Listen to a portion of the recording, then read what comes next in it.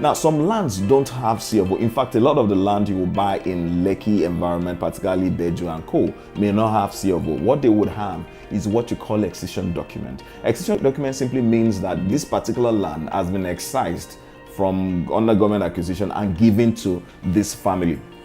So that they must have.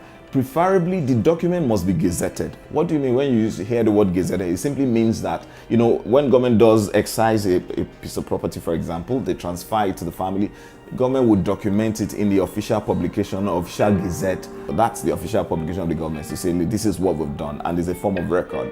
So you want to check, is it gazetted? Is the excision document accurate? All this can be verified at the lands. And then once you are sure, they will give you a Form 1 IC, which you also fill to show that and then file at the land registry to show that the land has been sold to you. So those are some of the documents that are important. But lastly, you've considered you're about to pay, you're reviewing all the documents, you're doing due diligence. One of the due diligence a lot of people ignore is the terrain that you're buying in. For example, is it swampy, is it sandy, is it clay? Because this would determine how much it will cost you to construct anything on it. And it's very important. One of the things I said earlier is before you even buy the land, you want to have an idea, what do I want to do once I buy it? What is the strategy? What is the goal of purchase?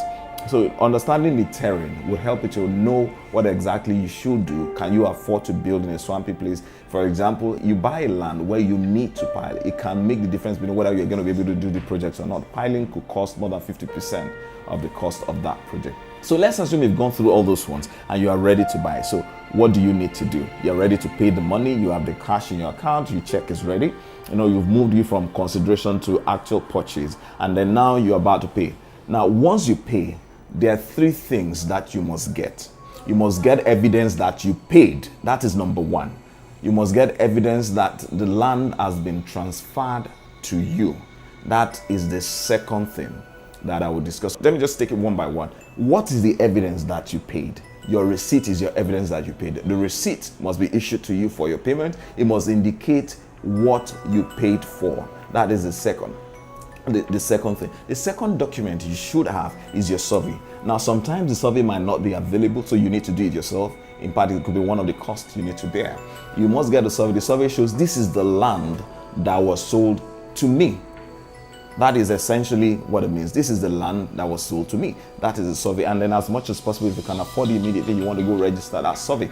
And then the third document you should have is a document that attests to the fact that the land has been sold to you. And that is a deed of assignment. It's a contract that says I've sold this land to you. You need to have that. And then you also need to think of registering that particular document. So you've done all those ones, you have all the documents. There's some basic information you need to have. You need to take into consideration Monile. A lot of them will ask you for money at some point in time. You need to take that into consideration. Some families will say if you want to sign the document for you, you need to pay. Sometimes you need to have that as part of your overall cost. And then lastly, you need to ask questions. Ask questions from the neighboring environment in that place. Ask questions from the buyer. Ask questions from the lawyer.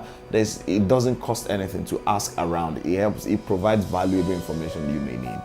I've gone through essentially most of the questions you have asked me in terms of what do I need to do to buy, what consideration do I need to have, what document do I need to have, what do I need to, it's pretty comprehensive. So if you could follow that step, it will reduce the chance of you being defrauded. We've said so much. Should you still have further questions that you would like to ask, some things you need me to clarify, you could tweet at me at Dr. That's at Dr. Olufemi. That's at Dr. Olufemi. I will be happy to answer any questions you might have. Or if you're the more formal type, you don't want to tweet at me, you could send an email to hello@onesqm.ng.